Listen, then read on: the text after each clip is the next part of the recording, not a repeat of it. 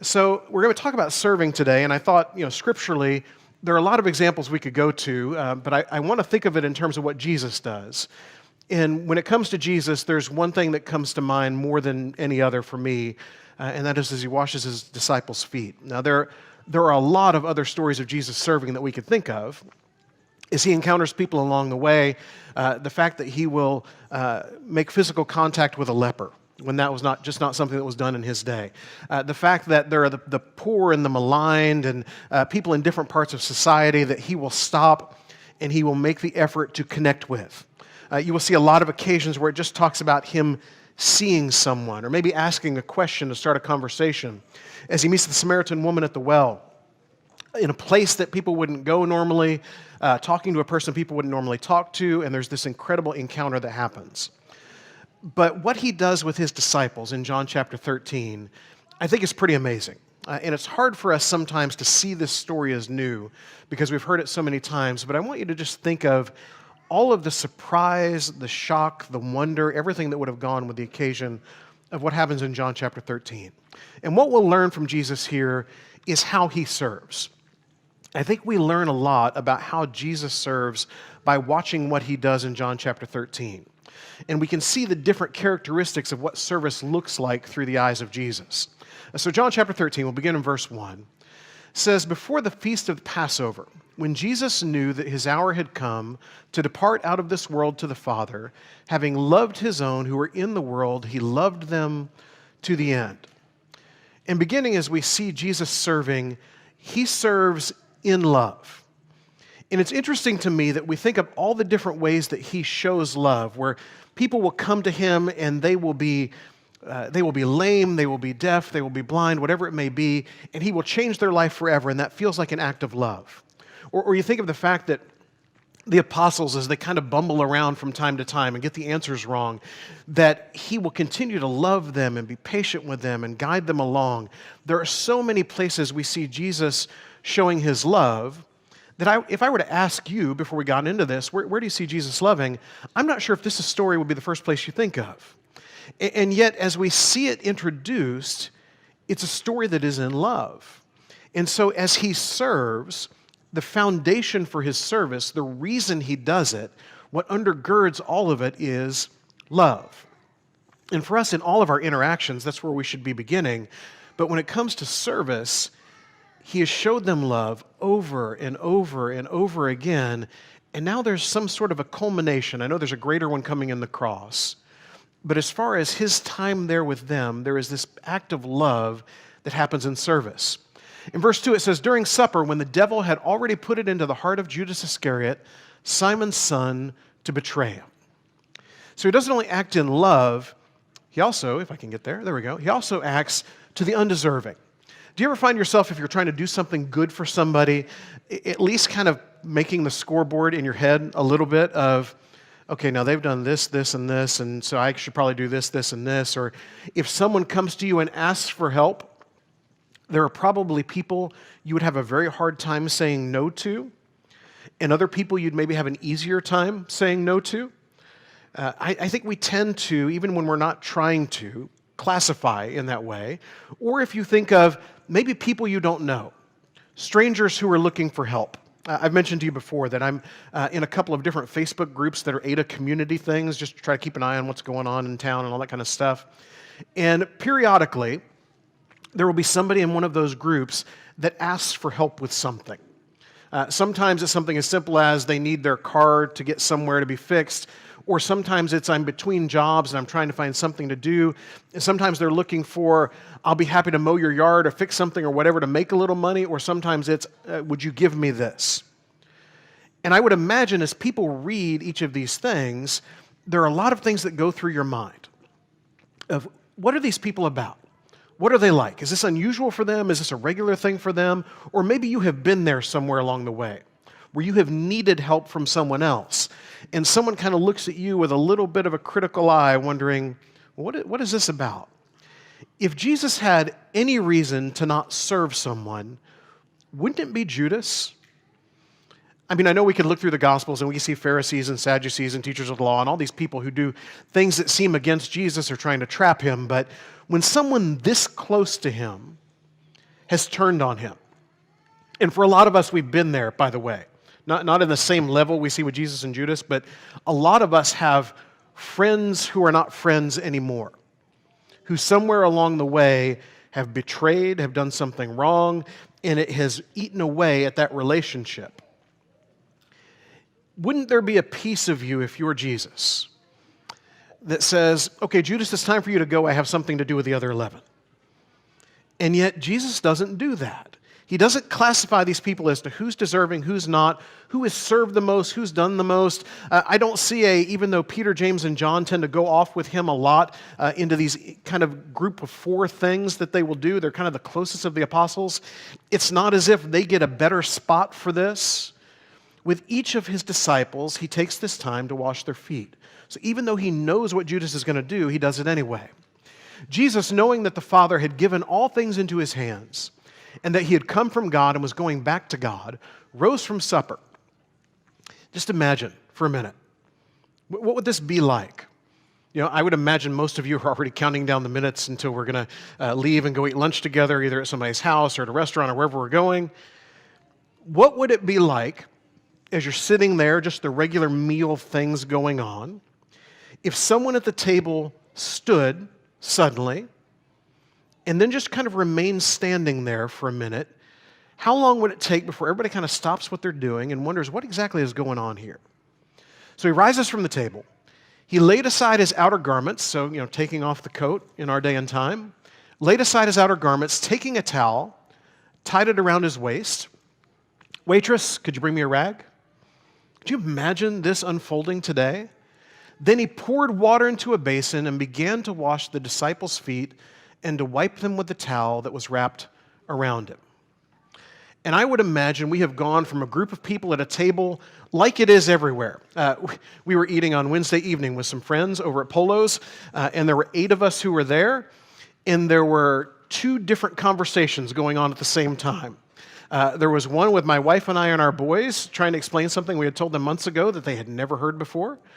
And there was one at the other end of the table. I'm not sure what it was. I couldn't decide which one was more interesting. I was right on the middle. One ear on one ear on the other. You know what it's like with the table of 12 people, and you're got this murmur going on. And then as he stands and gets the towel and wraps it around his waist and gets the basin, I imagine each person beginning to notice. And then at some point, it's probably just quiet, as all of them look at each other and think, what in the world is going on? And any number of things at that point. Shouldn't someone have already done this? Where's the servant who's here for this? Or we're past this now. He shouldn't be the one. All of the things they may think. He serves in humility. It would be one thing if just some guy at dinner did this. But when it's this guy, the Son of God, who has walked among them, when he does it, he shouldn't be the one, should he? And yet everything we know about Jesus says, yes, he should. This is exactly who he is. And so he begins to wash their feet. And he came to Simon Peter, and you know before you even know that something's going to happen. He came to Simon Peter, and he said to him, Lord, do you wash my feet? And Jesus answered him, what I am doing you do not understand now, but afterward you will understand. And there we go. Peter said to him, you shall never wash my feet. Jesus answered him, if I do not wash you, you have no share with me. And so Simon Peter said to him, Lord, not my feet only, but also my hands and my head. I don't want this. You don't know what I'm doing. If you don't get this, you're not going to have any part of me. Well, let's wash everything then. And he goes from one extreme to the other. And what we see in Jesus is just this incredible patience with Simon Peter. He says to him, the one who is bathed does not need to wash except for his feet, but is completely clean, and you are clean, but not every one of you. He serves him patiently. And sometimes this is the reminder we need, isn't it? There are some people that make this very difficult, aren't there? If you can't think of anyone who makes it very difficult, it might be you. You never know. But for Simon Peter, I don't think he realizes he's doing it even as he's saying it, and yet he's making it so hard for Jesus to do what he's come there to do. And what does Jesus do? He doesn't say, okay, go. Let me get to the other guys who get this. We'll talk later. He just works through it with him. Even the undeserving Judas, even the difficult Simon Peter, and everyone else who's probably having some of the same thoughts, but just not being quite as quick to say it, he patiently serves them. For he knew who was to betray him. That is why he said, "Not all of you are clean." So he also is inclusive in his service. He realizes what Judas is going to do. He doesn't send him away. He continues to work with him. He continues to serve. He continues to make him a part of what's going on. And for us, I don't know who the people are that we may struggle with. Sometimes it's an individual thing. Sometimes it's a type of person. But what Jesus does is he does not exclude anybody from this moment. He is willing to serve all of them. And when he had washed their feet, in verse 12, and put on his outer garments and resumed his place, he said to them, "Do you understand what I have done to you?" I think Jesus asked lots of questions that he knows the answer to already. And I'm going to guess they're very much trying to figure out exactly what all this means and what's going on. He says, "You call me teacher and Lord, and you are right, for so I am." So he serves them as a teacher. And we probably miss this piece of it quite a bit as we serve. The opportunity to teach someone else what service is about, why it matters. And so for Jesus, this is not just an opportunity to serve, it's an opportunity to teach them what it is to serve, what it means to serve, and by extension to teach us what it is to serve. "If I then, your Lord and teacher, have washed your feet, you also ought to wash one another's feet. For I have given you an example that you also should do just as I have done to you." So he doesn't only do this in teaching, but he does this as an example. He says, "Truly, truly, I say to you, a servant is not greater than his master, nor is a messenger greater than the one who sent him. If you know these things, blessed are you if you do them." So he is giving them this example of service that, look at what I'm doing. Don't just learn from it. Don't just understand it better. But now you go and you be a person who does this. I've often wondered, reading through the story of the foot washing, because it's such a weird thing for us because culturally we just don't do this. We probably have things that are the equivalent of this, ways that we can serve other people, but I would imagine most of us have probably not had our feet washed in any kind of service-oriented kind of way or anything like that. For us, if we were to do this today, it'd be kind of bizarre for us. And yet for them, it's a regular part of their culture. And so we have this moment in John 13, but all of these guys are going to continue on in their lives. They're going to continue on through the book of Acts and doing what they do and spreading the gospel around. And I wonder how many other times were they involved in a moment where feet were washed? And how many other times did this echo in their minds as it happens? That Jesus has done this for us, and I wonder how many times would one of those apostles get up from a table and wrap the towel around his waist and get the basin and follow in the example that Jesus set. So for us, as the people of God, what does this mean? What do we do? And we're gonna skip ahead a little bit, Jared, back there. If you would skip down to, there's one that has Matthew 5:16 on it. It's toward the end. I had 2 exit points this morning, and I'm taking the earlier one just because we're getting low on time.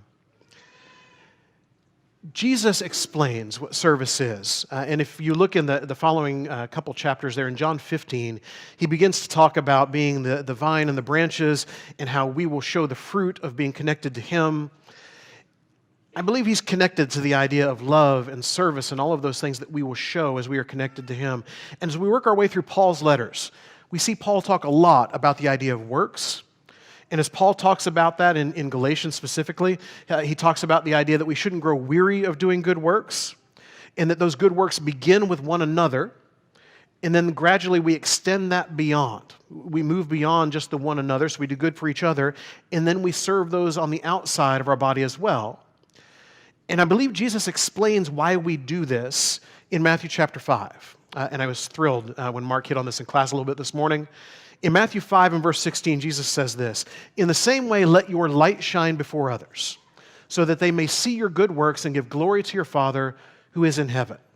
Let your light shine before others so they can see your good works and give glory to your Father who is in heaven. As we serve within our church, within our communities, within our families, people see the glory of God and are able to know more about Him. And even if they are not reached for God, even if they never decide to follow, I believe Jesus would have us continue to do good works, continue to help the people who are around us, continue to serve in every way we can, because it's what He did. He healed, He helped, He fed, He did so many things, and for most of those people, they went on with life. But for a few here and there, they followed. Their lives were changed not just physically, but spiritually.